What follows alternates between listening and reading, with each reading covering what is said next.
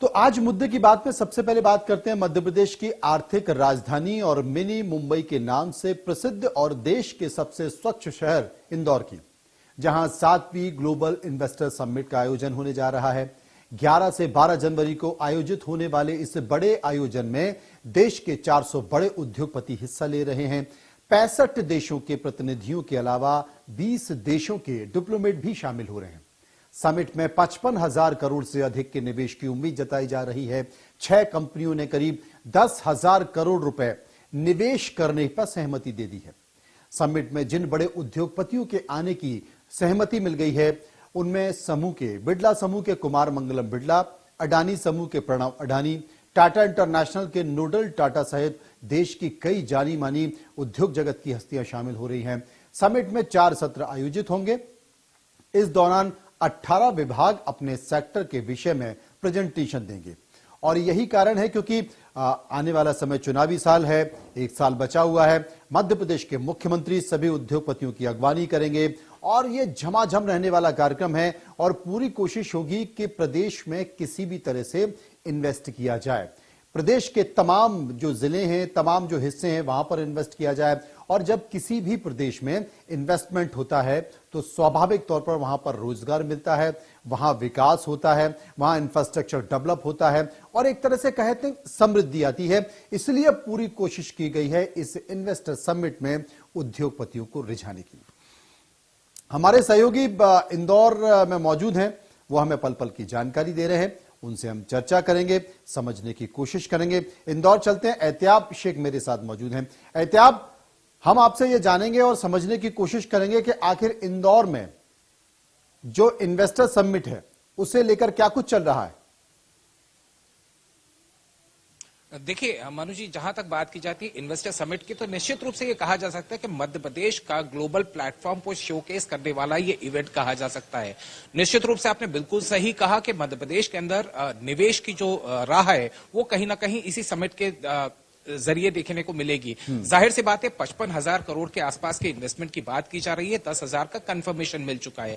तमाम बड़े उद्योगपति यहां पहुंच रहे हैं। इस इवेंट की अगर हम बात करते हैं तो 8 तारीख से यह सम्मेलन शुरू होगा, जो प्रवासी सम्मेलन। इसमें जो एनआरआईज हैं दुनिया भर में, जो मध्य प्रदेश के जो लोग हैं जो दुनिया भर में रह रहे हैं एनआरआईज, वो मध्य प्रदेश में इंदौर में आएंगे और इंदौर में आके अपनी सरजमी को समझने की कोशिश करेंगे और निवेश के मौके समझने की कोशिश करेंगे। मुख्यमंत्री शिवराज सिंह चौहान साफ तौर के ऊपर कहते हैं सपनों का शहर इंदौर। जाहिर सी बात है अब यह कहा जा रहा है, इस बात का दावा किया जा रहा है कि दुनिया के सपनों का शहर इंदौर बनता हुआ नजर आएगा। इस सम्मेलन में 9 तारीख को प्रधानमंत्री नरेंद्र मोदी खुद मौजूद रहेंगे, साथ तमाम एनआरआईज के साथ में मौजूद रहेंगे।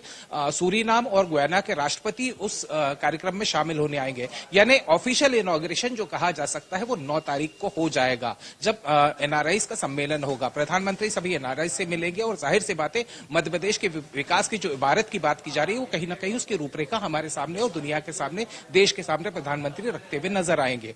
ग्लोबल इन्वेस्टर समिट की बात एक बात मैं आपसे पूछना चाहता हूं कि यहां पर ग्लोबल इन्वेस्टर समिट तो यहां पर है ही, यानी कि 8, 9 और 10 3 दिन इंदौर के लिए और मध्य प्रदेश के लिए बहुत महत्वपूर्ण होने वाले हैं, क्योंकि इन्वेस्टर समिट के साथ साथ यहां पर प्रवासी भारतीय सम्मेलन भी होने जा रहा है।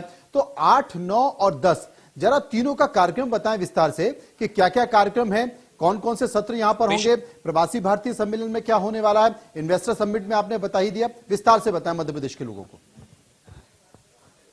देखिए 8, 9 और 10 प्रवासी भारतीय सम्मेलन, यानी वो सभी एनआरआईज जो कि दुनिया भर में रहते हैं, वो दुनिया भर के एनआरआईज जो जिनका मध्य प्रदेश के साथ में कहीं ना कहीं नाता है, वो मध्य प्रदेश की धरती में मौजूद रहेंगे, मध्य प्रदेश की सरजमी को समझेंगे। निवेश के मौके कितने हो सकते हैं उसके ऊपर ये कहा जाए कि रोड मैप तैयार किया जाएगा। सत्रों में 1-on-1 टॉक्स की जाएगी, जिसमें मुख्यमंत्री शिवराज सिंह चौहान, तमाम आला अधिकारी और साथ ही साथ तमाम मंत्रिमंडल के, मध्य प्रदेश के मंत्रिमंडल के सभी नेता यहां मौजूद रहेंगे। जाहिर सी बात है एक रोड मैप तैयार करने की बात की जा रही है प्रवासी सम्मेलन के जरिए। इसके बाद में इन्वेस्टर समिट की अगर हम बात करते हैं तो इन्वेस्टर समिट 11 और 12 तारीख को रहेगा। 11 तारीख को अलग अलग सेशंस रखे गए हैं, जिसमें यह कहा जा सकता है कि तमाम अलग अलग सेक्टर, चाहे वो फार्मास्यूटिकल सेक्टर्स की बात की जाए, ऑटोमोबाइल सेक्टर्स की बात की जाए, चाहे दूसरे इन्वेस्टर्स है जो कि इस बात के खासतौर पर इंदौर की बात करते हैं या मध्य प्रदेश की बात करते हैं, तो सॉफ्टवेयर डेवलपमेंट निश्चित जी। इंदौर शहर। तो जाहिर सी बात है कि इस तरीके से सेशंस रखे जाएंगे जिसमें इन्वेस्टर से वन ऑन वन टॉक किया जाएगा और इसी समिट के दौरान ये कहा जाए कि एमओयूज को साइन करने की बात की जाती है। निश्चित रूप से एमओयूज उस वक्त साइन किए जाएंगे जिनके रुझान होंगे, जिन्होंने पहले से ये कहा जाए कि मनु जी पहले से अपना ये कहा जाए कि अफर्मेशन दे दिया है कि हम यहाँ पे इन्वेस्ट करने वाले हैं। जी, करीब 10,000 करोड़ जो राशि बताई गई है उसमें यह बताया गया है कि 10,000 करोड़ के जो प्रस्ताव है उस पर तो सहमति मिल चुकी है कि मध्य प्रदेश में 10,000 करोड़ का इन्वेस्टमेंट आने लगा है, तब जबकि अभी ये सम्मेलन शुरू नहीं हुआ है। निश्चित ही मनु जी, ये बहुत बड़ा एक ये कहा जा सकता है कि मुख्यमंत्री शिवराज सिंह चौहान ने इसका इनिशिएटिव लिया था और आपको याद होगा कि मुंबई और बेंगलोर उन्होंने जाकर कई सारे इन्वेस्टर्स और उद्योगपतियों से मुलाकात की थी। उस मुलाकात का जिस्ट ये निकल कर आया कि पहले से जो कंपनियां पहले से इस बात का रुझान रख रही थी कि मध्य प्रदेश में इन्वेस्ट करके यहाँ पे उनकी इकाइयां शुरू की जाएं, उसका रोड मैप उसी वक्त तैयार किया जा चुका था। आज ये कह सकते हैं कि उसका मूर्त रूप से जो ये कहा जाए कि इम्प्लीमेंटेशन है वो कहीं ना कहीं होता हुआ नजर आएगा। लेकिन 55,000 करोड़ ये एक बहुत बड़ा फिगर है मनु जी, और निश्चित रूप से ये कहा जा सकता है कि 55 करोड़ के टारगेट को अचीव करने की तो कोशिश की जाएगी, लेकिन जितने इन्वेस्टर्स यहाँ आएंगे, जब यहाँ का इंफ्रास्ट्रक्चर देखते हैं, जब यहाँ की फैसिलिटीज देखेंगे, जब यहाँ इंदौर शहर में, जो कि इंदौर ने एक एग्जाम्पल सेट किया है कि कचरे से भी खाद बना दी जाती है और उससे गैस बना दी जाती है, तो निश्चित रूप से ये कहा जाए कि इको एनर्जी का भी जो कहीं ना कहीं रुझान मध्य प्रदेश, बिल्कुल आपने सही कहा है। आप मध्य प्रदेश अतिथि देवो भव की भूमिका में है और 8, 9, 10 3 दिन जितने भी मेहमान आने वाले हैं, अप्रवासी भारतीय आने वाले हैं, इन्वेस्टर समिट को लेकर देश के जाने माने उद्योगपति आने वाले हैं, तो मध्य प्रदेश के लिए जो 55,000 करोड़ का एक टारगेट मध्य प्रदेश ने रखा है, जिसमें से 10,000 करोड़ के पर अब तक सहमति हो चुकी है। निश्चित तौर पर यह माना जाए कि मध्य प्रदेश के लिए 3 दिन बहुत अहम रहने वाले हैं, मध्य प्रदेश के विकास के लिए, मध्य प्रदेश के रोजगार के लिए और मध्य प्रदेश की समृद्धि के लिए।